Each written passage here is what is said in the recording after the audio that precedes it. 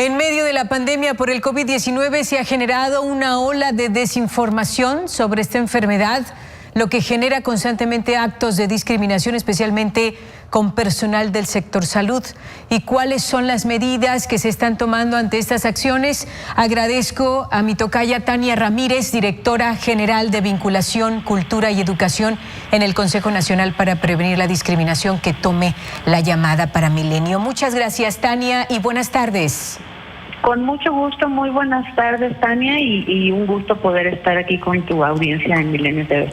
Al contrario, además de conocer la postura del Consejo Nacional para Prevenir la Discriminación, ¿cómo entender esto? Estas agresiones, esta violencia contra el personal sanitario, ¿por qué se está dando principalmente? Ustedes que saben, cuando son ellos quienes se están enfrentando directamente al COVID-19 y están tratando de salvar vidas. ¿Qué opinión tienes tú, Tania, sobre esto que está pasando?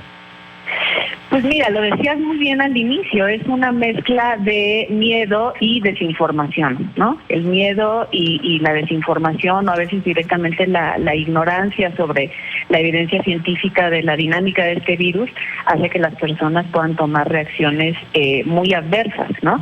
La verdad es que las personas que están en el servicio médico, de cuidados, enfermerías, doctores, etcétera, son en este momento, no quiero usar un término bélico como lo que veíamos ahora de Francia, pero son la línea de frente, son las personas que están salvando nuestras vidas, son las personas que nos están cuidando, y de ahí la enorme preocupación de CONAPRED por poder generar un llamado a la solidaridad y un llamado a recordar que el trabajo de estas personas es un trabajo fundamental, sobre todo en un contexto como este, ¿no?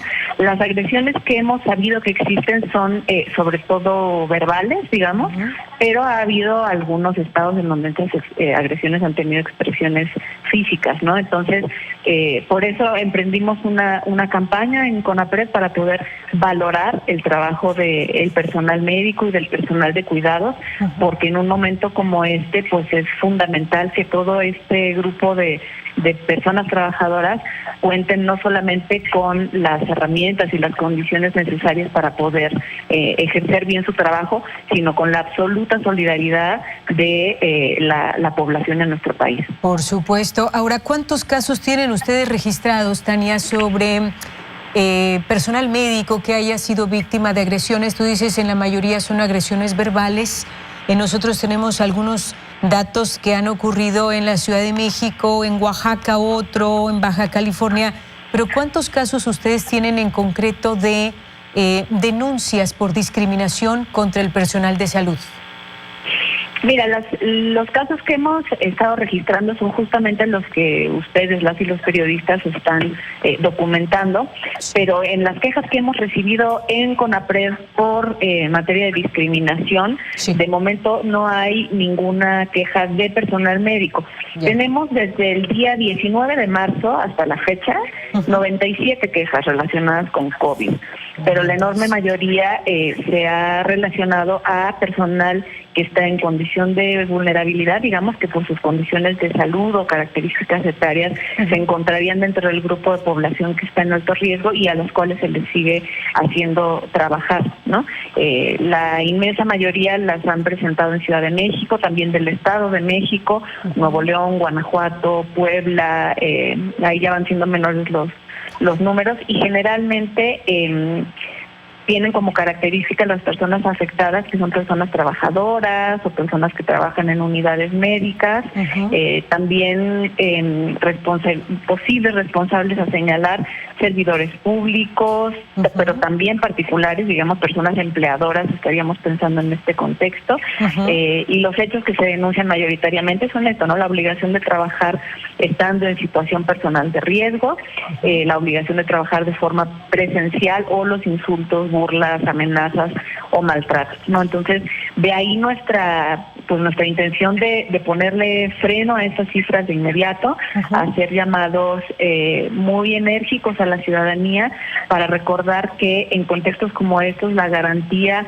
del derecho a la no discriminación se convierte en un derecho llave y se convierte también en un enfoque fundamental, porque algo que hemos dicho en CONAPRED desde hace mucho tiempo es que la discriminación agrava y profundiza los grandes problemas nacionales, ¿no? Entonces, si bien tenemos esta campaña orientada hacia personal médico, son muchas otras las acciones y los llamados que estamos haciendo para que en este contexto no se discrimine, por ejemplo, a personas con discapacidad, y que toda la información que generemos, tanto oficialmente como desde los medios, sea accesible a personas con discapacidad.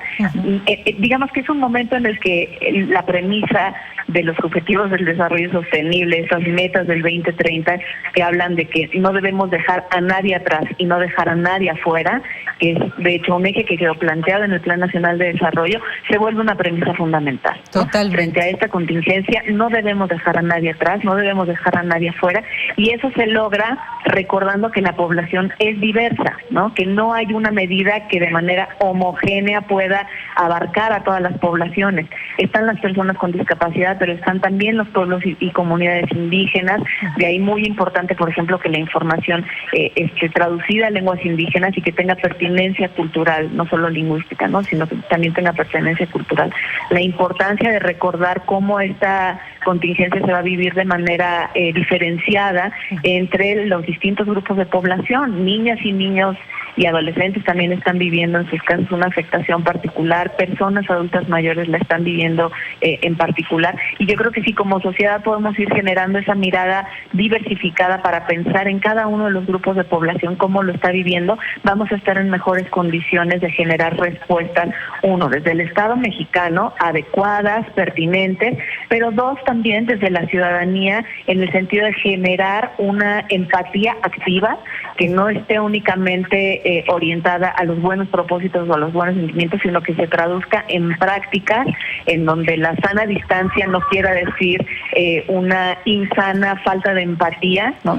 Y que volteemos a ver a nuestro alrededor y recordemos que vecinas y vecinos, población callejera, ¿no? Por ejemplo, personas que están en situación de calle también nos llaman la atención y nos preocupan, ¿no? El llamado a decir quédate en casa parte de la premisa de que todas las personas tenemos una casa, y hay ahí un grupo de población que no la tiene, ¿no? Y que ha estado viviendo con condiciones de salud precarizadas también, y que se convierten más que en un foco a estigmatizar, que es algo de lo que nos han denunciado las organizaciones, que la población callejera vive el estigma, y la gente no se les quiere acercar, temen que puedan ser un foco de infección.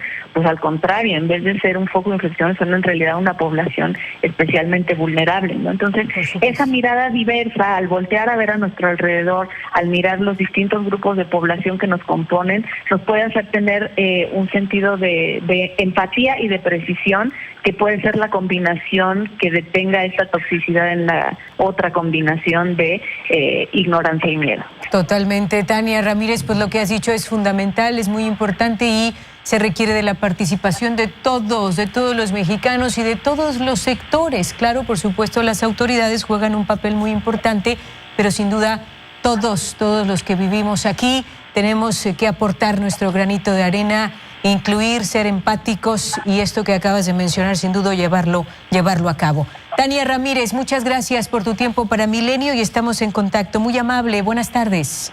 Muchísimas gracias a ustedes y estamos a sus órdenes en conapred.org.mx. Muchísimos materiales y vías para atender inquietudes y quejas a la orden. Correcto, gracias. Directora General Adjunta de Vinculación, Cultura y Educación en el Consejo Nacional para Prevenir la Discriminación. Buenas tardes, Tania. Muy buenas tardes.